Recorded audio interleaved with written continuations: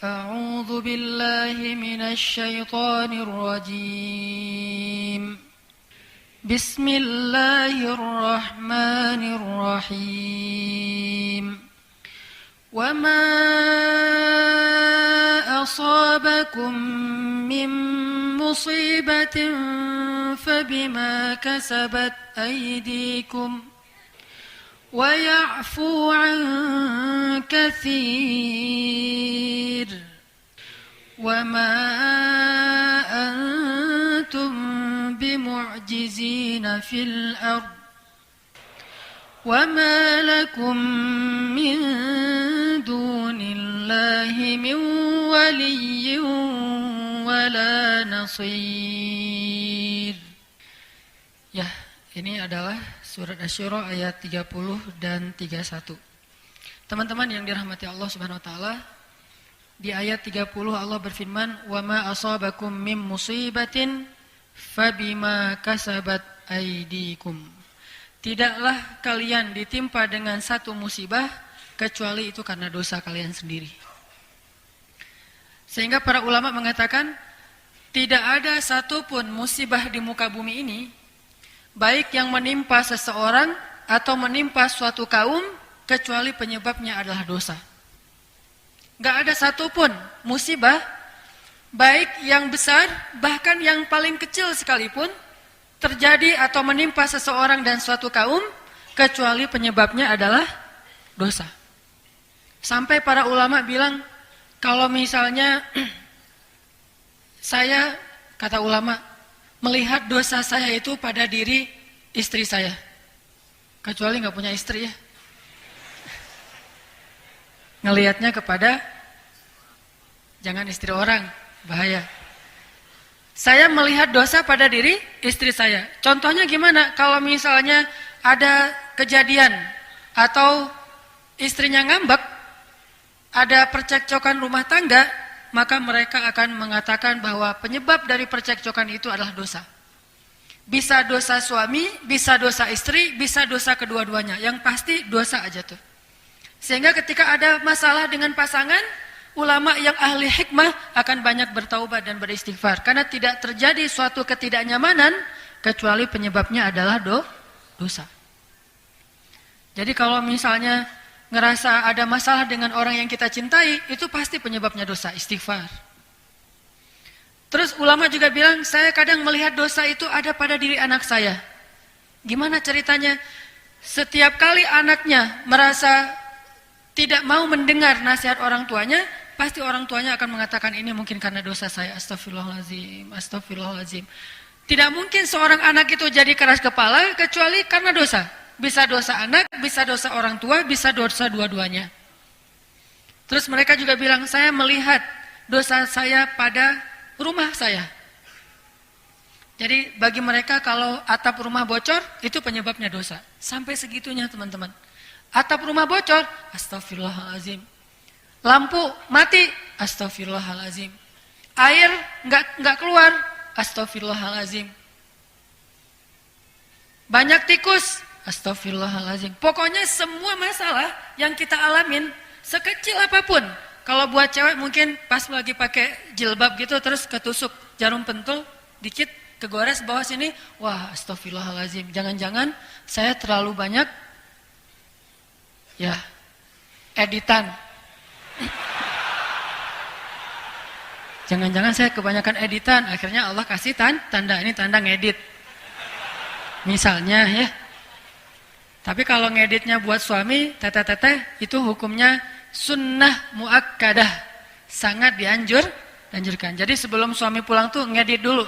Sensor, wah ada jerawat, pakaiin apa? Salon pas gitu. Jadi pas suami nanya, kenapa itu mah? Bekas jihad. Jihadnya adalah masak atau apalah. Kalau ngedit buat suami itu berpahala. Kadang-kadang pakai jilbab kan ya, terus kena pentul. Astagfirullahaladzim, ini ada dosa nih.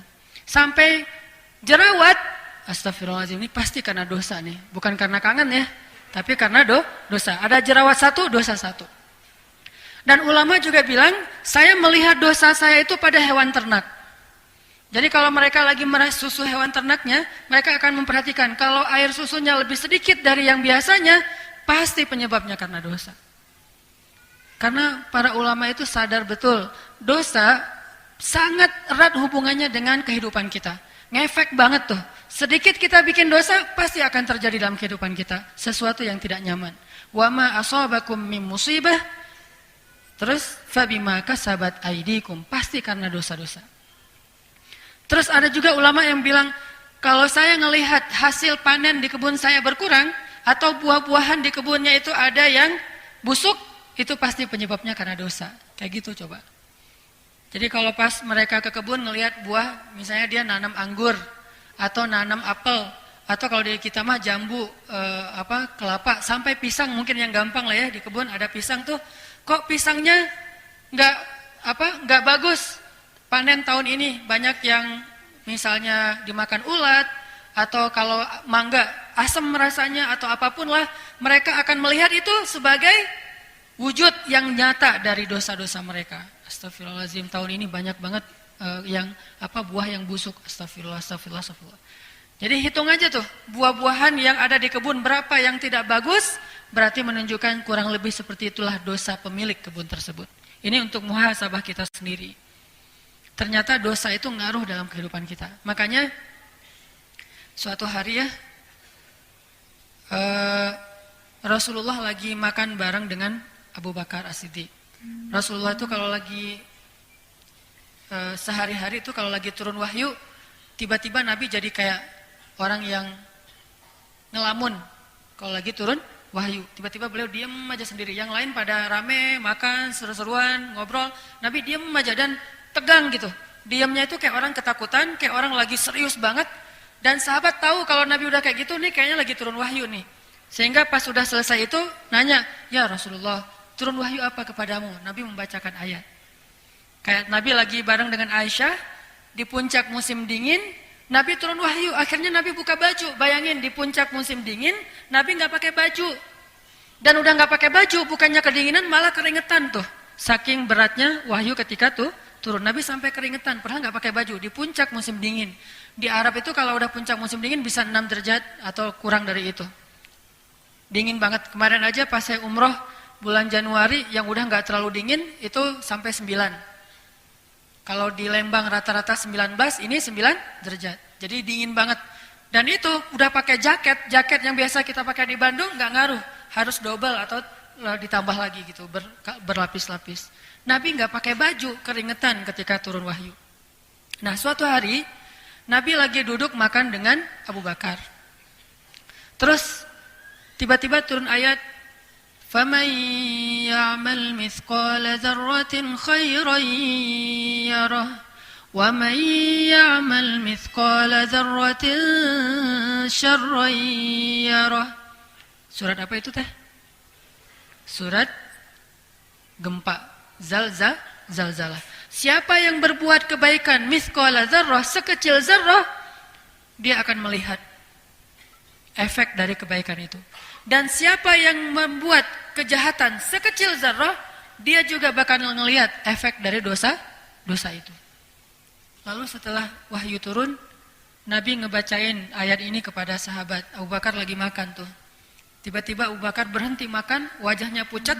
Terus Abu Bakar bertanya, ya Rasulullah, kalau kita buat dosa sekecil apapun, kita akan melihatnya langsung?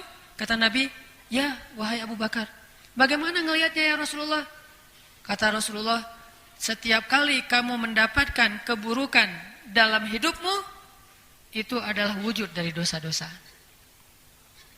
Setiap kali kita ngalamin hari yang buruk, kejadian yang buruk, musibah yang tidak baik, maka itu pasti wujud dari dosa-dosa yang kita